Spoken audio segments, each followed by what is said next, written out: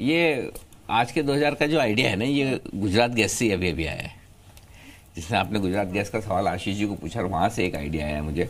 तो फिर आज के 2000 के लिए 1 मिनट को पहले मैं प्राइस देख लेता हूँ ताकि मैं बता सकूँ किस भाव में आपको एंट्री करनी है। एफएनओ का स्टॉक है, वायदा कारोबार का, 97 रुपये 50 पैसे इस वक्त चल रहा है, 9750। और ये है जीएसएफसी। जीएसएफसी में खरीदारी करने की राय, वजह क्या है? देखिए जीएसएफसी के पास हिस्सेदारी है 7% गुजरात गैस की। अच्छा। हाँ, तो गुजरात गैस भाग रहा है, अगर 2 दिन में भागा, और किस मेरे ख्याल स्टॉक स्प्लिट पर है ना, 3 नवंबर को बैठक है, एक वो भाग रहा है। एक स्टॉक और देखिए जो तेजी से भाग रहा है, वो है गुजरात अल्कलीज। गुजरात अल्कलीज में भी इनके पास स्टेक है। अच्छा। तीसरा स्टॉक एक और भाग रहा है, वो जीएनएफसी है। जीएनएफसी में भी, जीएनएफसी में ख्याल 20% के आसपास की स्टेक है जीएसएफसी के पास। तो ढेर सारी इनके पास इन्वेस्टमेंट्स है गुजरात की कंपनियों में। और अगर स्टॉक में फिर इस तरह का एक्शन है तो क्या कहना। तो गुजरात गैस का एकदम ट्रिगर मुझे याद आया कि हाँ ये है, तो इस हिसाब से बन सकता है। दूसरा, फर्टिलाइजर स्टॉक्स, केमिकल स्टॉक्स वैसे भी बहुत मजबूत है। ग्लोबली केमिकल स्टॉक्स में बड़ी तेजी बन रही है। जो इनका वो कौन सा प्रोडक्ट, बेंजिन कुछ, उसका स्प्रेड 1300 तक पहुंच गया, जो हाईएस्ट हो रहा है। देखो स्टॉक चले नहीं चले एक अलग चीज है, लेकिन फंडामेंटली एक बात कह सकता हूँ, इस बार फिर से जीएसएफसी के जो रिजल्ट्स होंगे ना, इनका इतिहास में अब तक का सबसे बेस्ट क्वार्टर आएगा प्रॉफिट के लिहाज से। अब वो अलग बात है, स्टॉक 125-130 से घट के 90-100 रुपए कहाँ होगा। तो मार्केट के मूड के साथ सब बढ़ते हैं, सब घटते हैं, लेकिन फंडामेंटली कंपनी में कहीं कोई समस्या नहीं है, बेहतरीन है और रिजल्ट्स भी बेहद शानदार आएंगे। जीएसएफसी जिन के 2000 रुपये बनते जाएं, आप लेते जाएं। और स्टॉप लॉस टारगेट एक बार मैं साफ तौर पर बता दूं कुणाल जी से पूछ के। कुणाल जी, जीएसएफसी के लिए स्टॉप लॉस और टारगेट बता दिए। अनिल जी, आपने बोलना शुरू किया था तभी 97 रुपये 50 पैसे, मैं इससे पहले भाव बता देता हूँ। 1.5 रुपये आपके बोलने के बाद ये बढ़ गया है और 1.5 रुपये में 4500 का खरीदा। तो थोड़ा ऐसा थोड़ी 9750 में ही खरीदा होगा, 98 में भी खरीदा तो मुझे 1 रुपये मिल गया। टॉप में खरीद के टॉप में थोड़ी बेच पाते हैं। 4500 का लॉट है। मुझे लगता है कि डेफिनेटली इसमें और ऊपर के लेवल्स आते हुए दिखाई देंगे। रेजिस्टेंस जो चार्ट पे है वो 100 रुपए के आसपास है, 100, और 9870 का भाव है, तो 1 रुपए की तेजी की गुंजाइश और है। जिनके 2000 बन गए उनको निकल जाना चाहिए और स्टॉप लॉस जरूर रखना चाहिए। स्टॉप लॉस 96 रुपए 50 पैसे पे अब रखना चाहिए। लेकिन 100 के ऊपर है बढ़िया एक्शन जो है। 100 रुपए पार होगा तो अनिल जी फिर 110-112 के लेवल आएंगे। ओके, 110-112, 100 के ऊपर बंद होना जरूरी है, इसी पर नजर रखिए। जिस दिन 100 के ऊपर बंद हो गया फिर ये हाथ में नहीं आएगा, क्योंकि अब आगे रिजल्ट आने वाले हैं, है ना। तो रिजल्ट सीजन के पहले आपको वो स्टॉक, देखिए मार्केट ऊपर नीचे हो सकता है, वो आपके हाथ में नहीं है, लेकिन कंपनी का रिजल्ट आपको पता होना चाहिए कि अच्छा आएगा या खराब आएगा। जब आपको पता है कि कंपनी का रिजल्ट अच्छा आने वाला है तो बिल्कुल निश्चिंत रहें। फिर यहाँ पर रिस्क नीचे की आपके लिए कम हो जाती है, इस पर फोकस कर लीजिए। और इस बीच बीटीएससी कॉल्स भी आ रही है। उससे पहले एक स्टॉक आप दोनों से पूछना जरूरी है, जिसके ऊपर बड़ी चर्चाएं होती है। L&T फाइनेंस एक्शन में आ रहा है स्टॉक फिर से, और कल बोल के गए थे ना आशु सर, देखिए धीरे धीरे बढ़ रहा है। कैसे कर लेते हैं जो पूछ रहे 3% स्टॉक मजबूत है, नहीं 3% ओपन इंटरेस्ट बढ़ा है, स्टॉक 1% मजबूत है। 8.5 लाख शेयरों का ओपन इंटरेस्ट में इजाफा हो रहा है। फ्रेश खरीदारी करेंगे कुणाल जी? अनिल जी 133 रुपए 60 पैसे के ऊपर फ्यूचर में नई खरीदारी करनी चाहिए। 133 रुपए पर अभी चल रहा है, तो 60 पैसे और आ जाने दीजिए और 2-4 मिनट उसके ऊपर टिक जाए तो खरीदें। तब मुझे लगता है कि 140 तक का मोमेंटम इस काउंटर में बनेगा।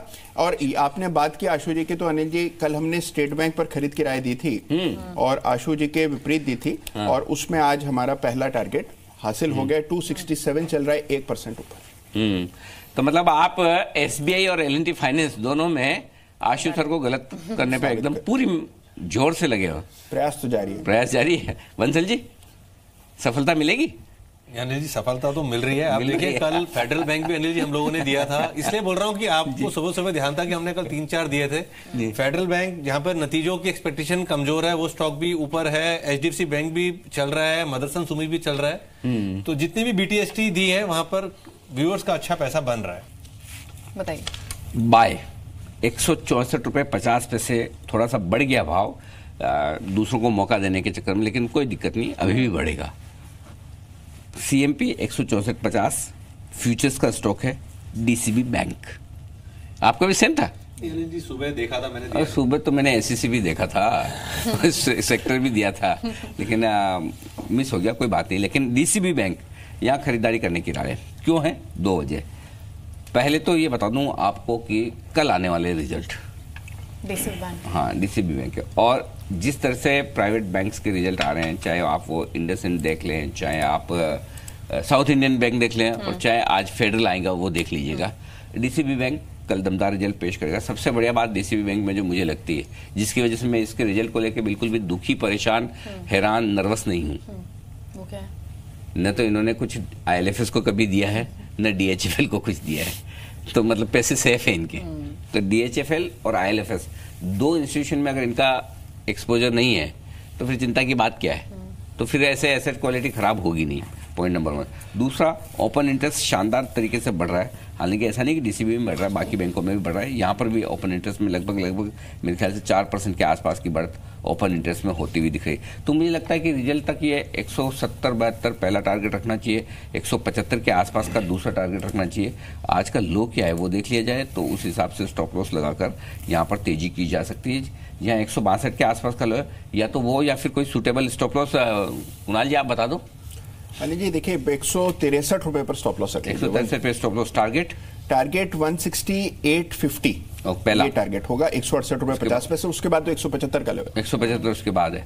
अच्छा, और लॉट साइज क्या है कि 2000 रुपए कब बनेंगे इसमें?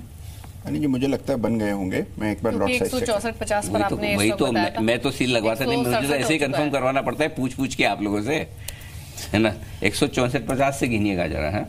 इसलिए मैंने आजकल सिस्टम नया बना लिया है, प्राइस पहले बता दो सीएम पे, ताकि 4500 का लॉट है, 4500 का लॉट है, ठीक है, यानी तो ठीक है, बन गए होंगे आराम से। 1 रुपया भी बढ़ता तो आपके ज्यादा बढ़ा है, क्योंकि हाँ नहीं, 1 भी बढ़ जाता तो हो जाता। चलिए 2 रुपए, तो जिनके 2000 बन जाए वो संतोष करके निकल जाए। जो एफएनओ ट्रेडर है वो 163 का स्टॉप लॉस रखें, 168.50 पहला टारगेट है और 175 दूसरा टारगेट, ये आपके लिए डीसीबी।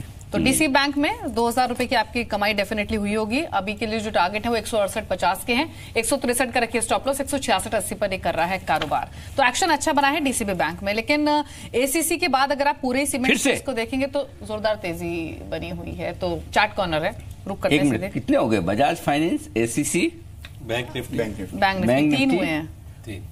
इसमें कोई वो लगाओ, जगह तो बनाओ सर, कोई टारगेट देखिए जो बैंक निफ्टी है वो तो आपके क्षेत्र में हमने घुसपैठ की है। अच्छा, उसको ओके, तो उसको आप आज माफ इग्नोर करें। चलिए ठीक है सर, बताइए। इसका मतलब है कि इंडेक्स पे नहीं आएगा, कोई स्टॉक पे आएगा।